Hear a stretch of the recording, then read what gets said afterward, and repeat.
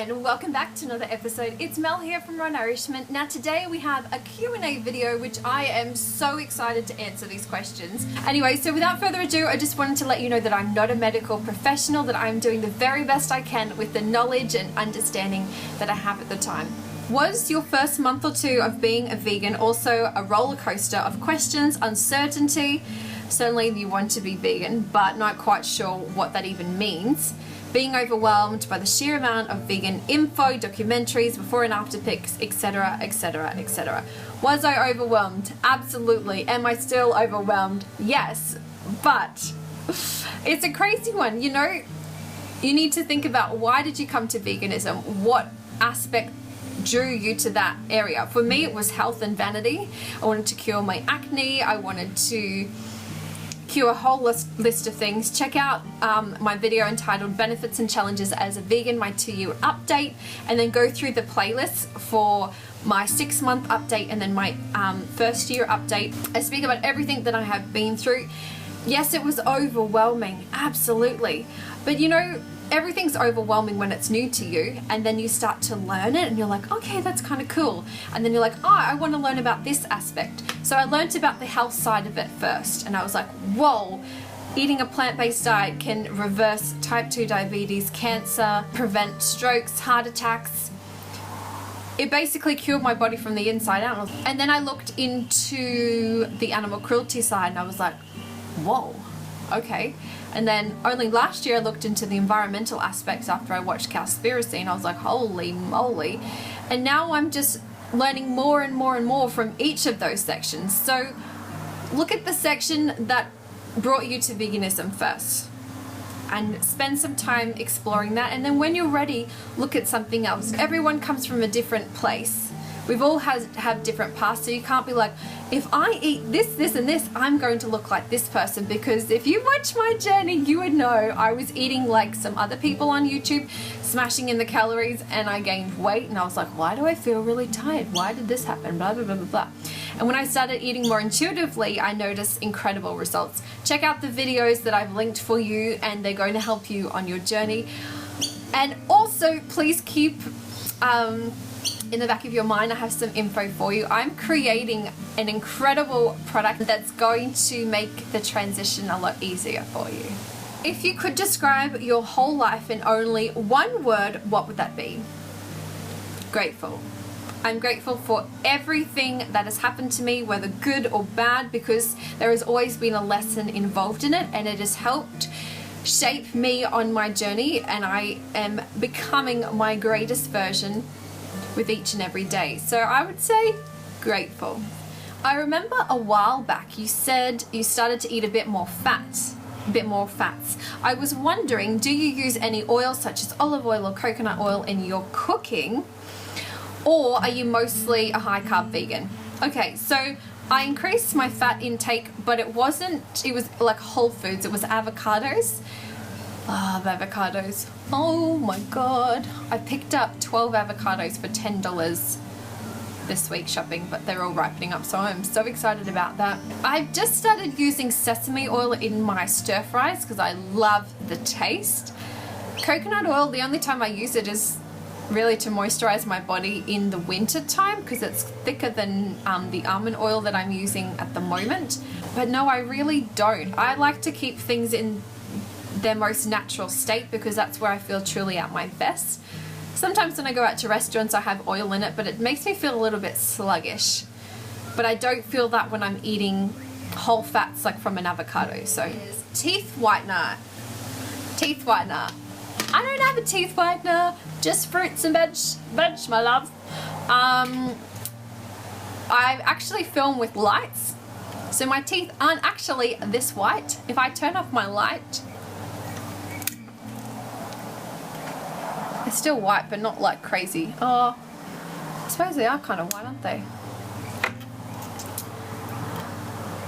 Yeah, I noticed that my teeth actually became a lot whiter when I started eating more plants. I don't drink red wine like I used to. I rarely drink, actually. I used to drink red wine quite a lot, but I still drink a lot of tea, but my teeth still are quite white. I use a fluoride-free toothpaste. As simple as that. Plants. Whole plants. Do you listen to any podcasts? Would love some recommendations. Oh my gosh, Jess, sorry to break it to you, love, but I don't listen to any podcasts. That's not something that I've ever gotten into, but if I do in the future, I'll be sure to let you know. How do you continue loving yourself and staying positive through horrible tragedy? I'm 21 and going through a divorce, not mutual. He wants it and I don't. And sometimes I feel okay and maybe even optimistic, but other days I beat myself up. I'm depressed and lonely and I don't know how I'll make it. Oh, Jesus, love. How do you love yourself when it feels like no one else ever will? Oh, Jesus. Whew. So I have been struggling to work out how the bloody hell am I going to answer this question and how am I going to relate to it, because I have never been married.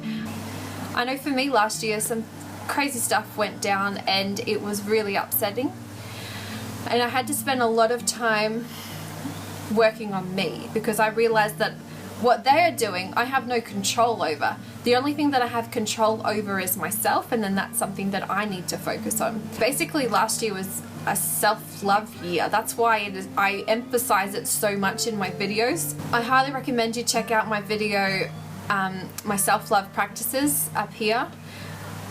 It's a massive one, because when you truly love yourself and you're making loving decisions in every area of your life, then you are attracting those loving, kind and considerate relationships in every form, from like business to personal. They just come to you. You are who you attract. And sometimes I've found for me on my journey that I have been surrounded by people that maybe I have outgrown, and I'm like, okay, are they making me a better person? But everyone teaches us a lesson, and the most important thing to do is to listen to your intuition, because all the answers to the questions that you are asking me right now lie within. Spend some time in meditation, whatever shape or form that may look like.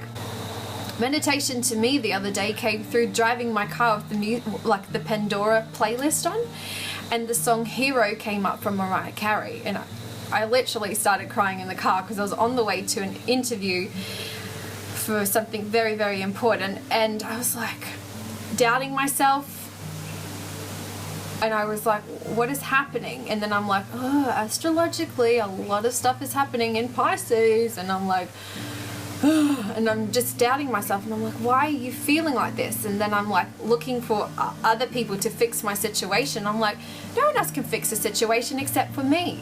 So the song was Hero from Mariah Carey, and it's all about self-love. And I have been singing that song for years and years and years and years because it's on Mariah's greatest hits album, and I just love her.